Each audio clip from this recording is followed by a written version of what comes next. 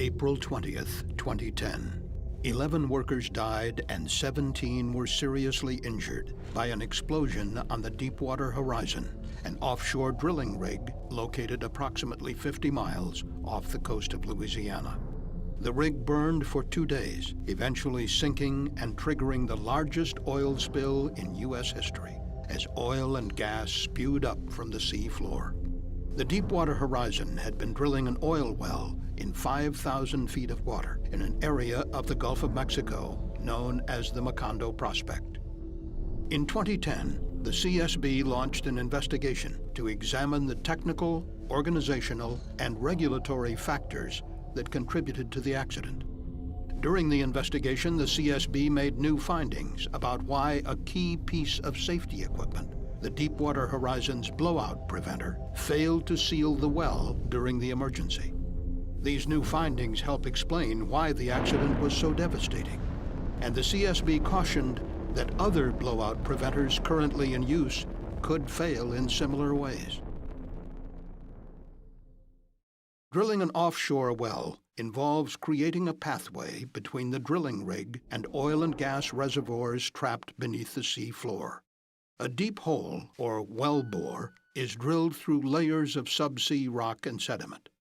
These rocky layers can contain trapped water, crude oil, and natural gas under pressure.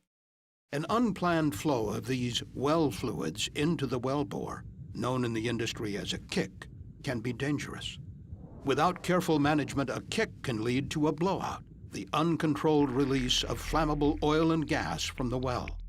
A blowout can be catastrophic, since oil and gas reaching the drilling rig can quickly find an ignition source, leading to a fire or explosion, endangering the lives of the drilling crew.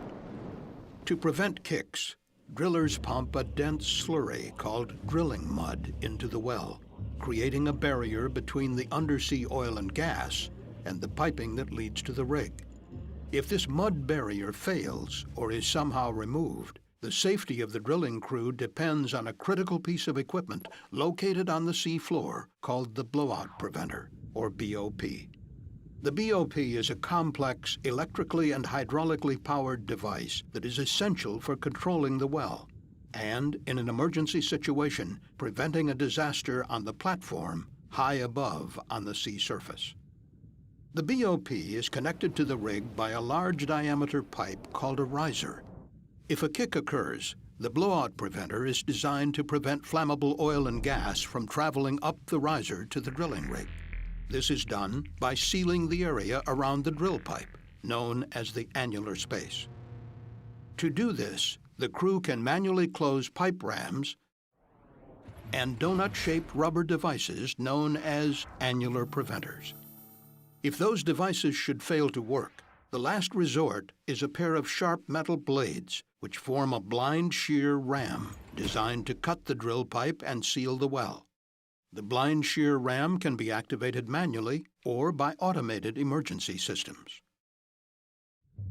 At approximately 8:45 p.m. on April 20th, 2010, a kick occurred in the Macondo well. Oil and gas entered the wellbore undetected, eventually passing above the blowout preventer and traveling quickly up the riser toward the Deepwater Horizon and the 126 people on board. Just after 9:40 p.m., drilling mud, forced upwards by the rising oil and gas, suddenly blew out onto the rig. Crew members responded by closing the upper annular preventer in the BOP. However, this did not seal the well as intended, and flammable oil and gas continued to flow into the riser toward the rig. Next, the crew closed a pipe ram. This successfully closed the annular space and sealed the well, but tragically this proved to be only a temporary fix. Oil and gas that were already above the pipe ram continued to flow inexorably toward the Deepwater Horizon.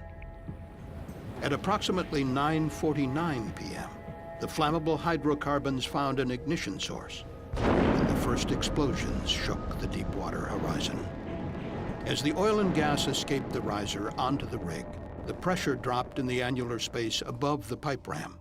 But at the same time, the pressure in the drill pipe climbed substantially.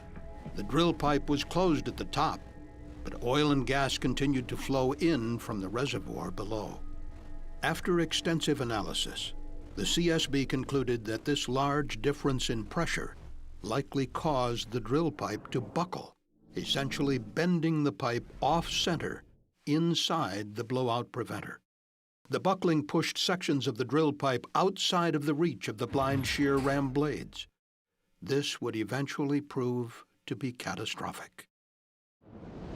With the drill pipe buckled, the explosion and subsequent loss of electrical and hydraulic power from the rig likely activated an automated system on the blowout preventer known as the AMF deadman, which closes the blind shear ram and cuts the drill pipe. This emergency system is designed to activate when electric power, hydraulic pressure, and communications from the rig have been lost. The AMF deadman system was operated by two redundant control systems on the BOP, known as the yellow pod and the blue pod. The redundancy is supposed to increase the reliability of the system in an emergency situation. The yellow and blue pods worked independently of each other and were comprised of identical enclosed computer systems and sets of solenoid valves. When activated, the solenoid valves controlled important BOP functions, such as closing the blind shear ram. If electrical power from the rig was lost, as happened on April 20, 2010, both the yellow and blue control pods contained backup 27-volt and 9-volt batteries to power emergency functions. The 9-volt batteries powered computers that would activate the solenoid valves, which were powered by the 27-volt batteries.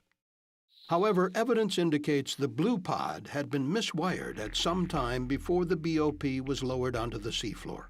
This caused the pod's 27-volt battery to drain and made it impossible to operate the solenoid valve for the blind shear ram on the night of the accident. And within the redundant yellow pod, the solenoid for the blind shear ram had been miswired. The solenoid valves were controlled by two coils of electrical wire.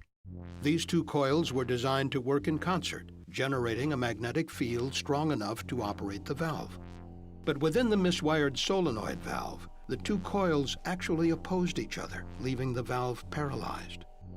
Only a third unplanned failure allowed the yellow pod to operate.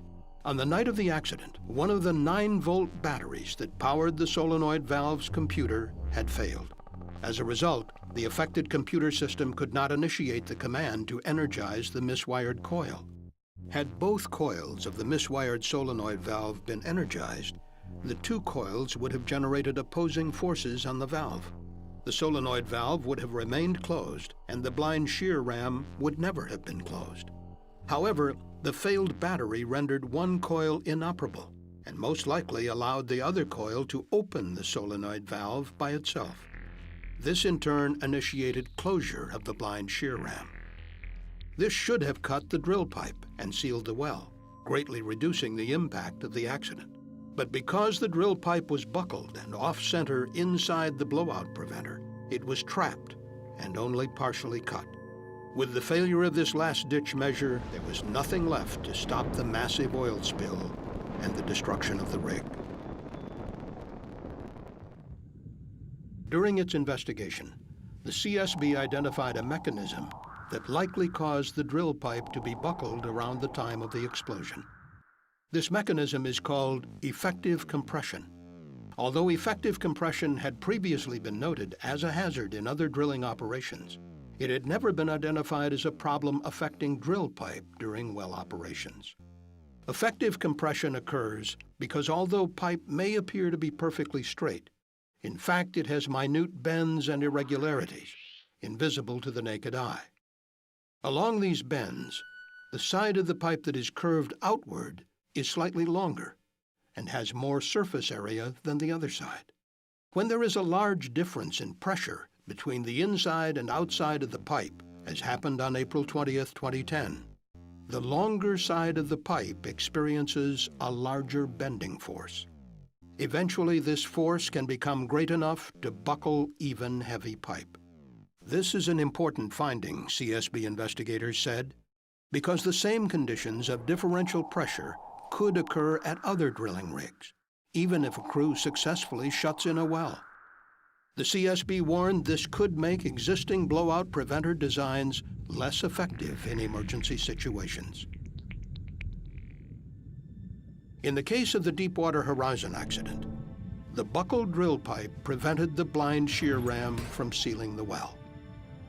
Oil and gas from the well flowed out of the buckled drill pipe and into the Gulf of Mexico for 87 days. A reported 5 million barrels of oil eventually spilled, causing one of the worst environmental disasters in United States history.